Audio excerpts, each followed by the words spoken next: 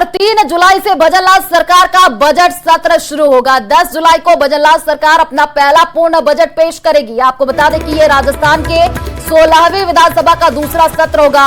विधानसभा speaker Vasudev Devnani की अध्यक्षता में सदन की जो कार्यवाही है वो सुचारू रूप से चले, इसके लिए सर्वदलीय बैठक आयोजित की जाएगी। 3 जुलाई को सदन में शोकाभिव्यक्ति होगी और वहीं 10 जुलाई को बतौर वित्त मंत्री दिया कुमारी बजट पेश करेंगी और इसके बाद अगले 3 दिन बजट पर बहस होगी और राज्य सरकार की ओर से सदन में जवाब पेश किया जाएगा। इसके बाद 8 बैठकों में कई विभागों से संबंधित मांगों पर सदन में चर्चा के बाद पारित होंगी और विधानसभा के बजट सत्र में इस बार जो कांग्रेस है वो हमलावर रहने वाली है। आपको बता दें कि बजट सत्र के दौरान गहलोत सरकार की योजनाओं को आगे जारी रखने या बंद करने के मुद्दे पर तनातनी भी हो सकती है। भजनलाल सरकार इस पर सदन के भीतर अपना रुख साफ करेगी। और मुख्यमंत्री के निर्देशों की अनुपालना में जयपुर जिला प्रशासन पाक विस्थापितों को नियम एवं पात्रता अनुसार भारतीय नागरिकता प्रदान कर रहा है। सीएम भजनलाल की इसी संवेदनशीलता के चलते बरसों से भारतीय नागरिकता के लिए प्रयास कर रहे 6 पाक विस्थापितों के लिए गुरुवार का दिन खुशियां लेकर के आया। कलेक्ट्रेट में 6 पाक विस्थापितों को भारतीय नागरिकता प्रमाण पत्र सौंपे गए। तस्वीरें आपकी टीवी स्क्रीन पर है। जयपुर जिला प्रशासन द्वारा अब तक कुल 325 पाक विस्थापितों को भारतीय नागरिकता प्रदान की जा चुकी है। हमारा सर ये छोटा मोटा शूज का काम करते हैं। अभी भगवान की दुआ से धीरे धीरे मतलब अपना कर रखा है। पहले तो क्या है नौकरी वगैरह सब कुछ करते थे, अब थोड़ा धीरे धीरे करके मतलब अपना कारोबार करते हैं छोटा मोटा जैसे। ठीक है, भगवान का शुक्र है अभी मिली हमें नागरिकता, बहुत खुशी हुई। और चलिए रुक करते हैं अगली खबर की ओर। उपराष्ट्रपति जगदीप धनखड़ और पत्नी डॉक्टर सुदेश धनखड़ गुरुवार को 2 दिवसीय दौरे पर जैसलमेर पहुंचे। जैसलमेर से उपराष्ट्रपति तनोट माता मंदिर पहुंचे, जहां बीएसएफ के जवानों ने उन्हें गार्ड ऑफ ऑनर दिया। जगदीप धनखड़ और डॉक्टर सुदेश धनखड़ ने तनोट माता के दर्शन कर पूजा अर्चना की और देशवासियों के सुख समृद्धि और खुशहाली के लिए प्रार्थना भी की। उपराष्ट्रपति धनखड़ ने 154 बटालियन जो है बीएसएफ के मुख्यालय में एक समारोह में भाग लिया। तस्वीरें आपकी टीवी स्क्रीन पर है। 2 तस्वीरें देखिए, आप देख पा रहे हैं। इस दौरान उन्होंने सीमा सुरक्षा बल के जवानों और अधिकारियों से संवाद भी किया। तो उपराष्ट्रपति आपको तस्वीरों में नजर आ रहे हैं। देखिए वो अपनी पत्नी के साथ जो है पहुंचे और दूसरी तस्वीर हम आपको दिखा रहे हैं। आप देख पा रहे हैं कि कैसे वो बीएसएफ के जवानों के साथ बातचीत करते हुए भी दिखे हैं।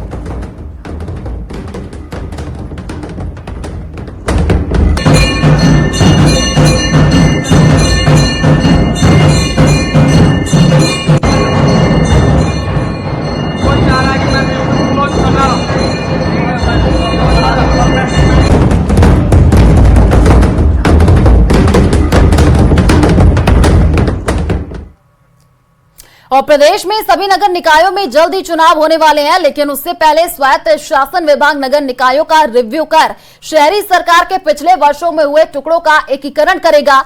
तो वहीं आपको बता दें कि परिसीमन कर बढ़ाया गया वार्डों की संख्या को भी जल्द ही कम करेगा। इसी पर देखिए हमारी एक खास रिपोर्ट।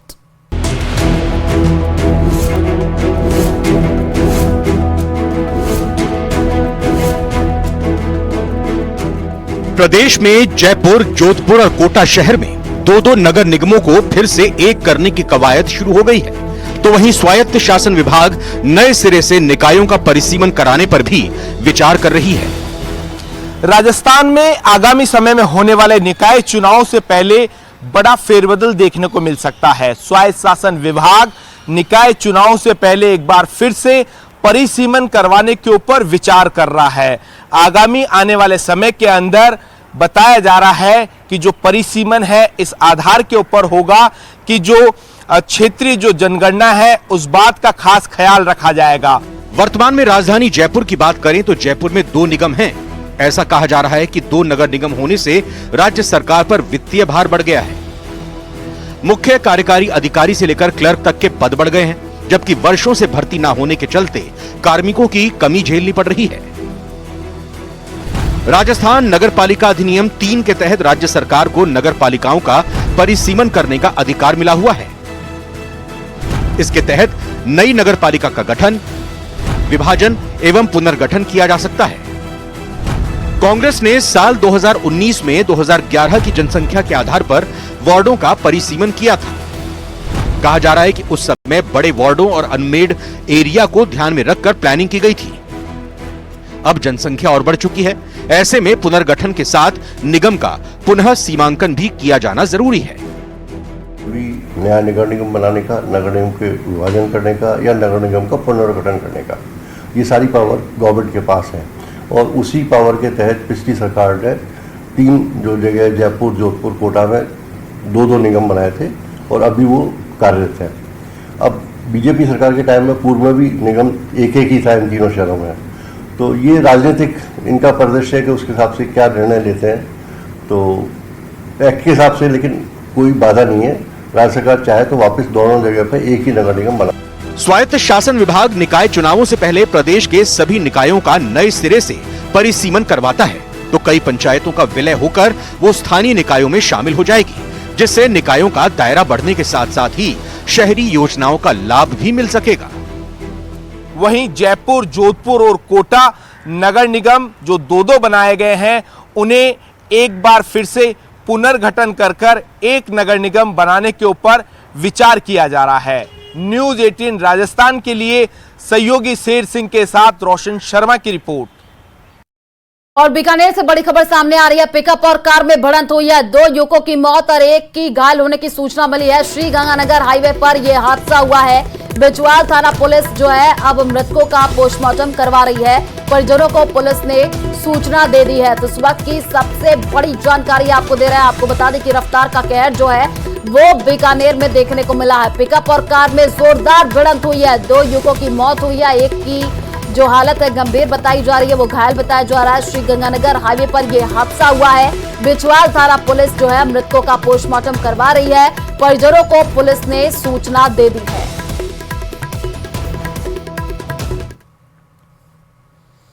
और भतीजी से हुई लव मैरिज का बदला लेने के लिए एक चाचा ने जो चाल चली, अपने साथियों के साथ रात के अंधेरे में जिस हैवानियत को अंजाम दिया, उससे अलवर जो है सन्न रह गया। क्या कुछ ये पूरा मामला है, समझिए इस रिपोर्ट में।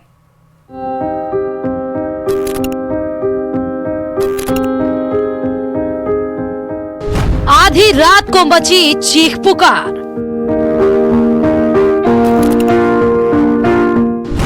पिता पुत्र पर जानलेवा प्रहार।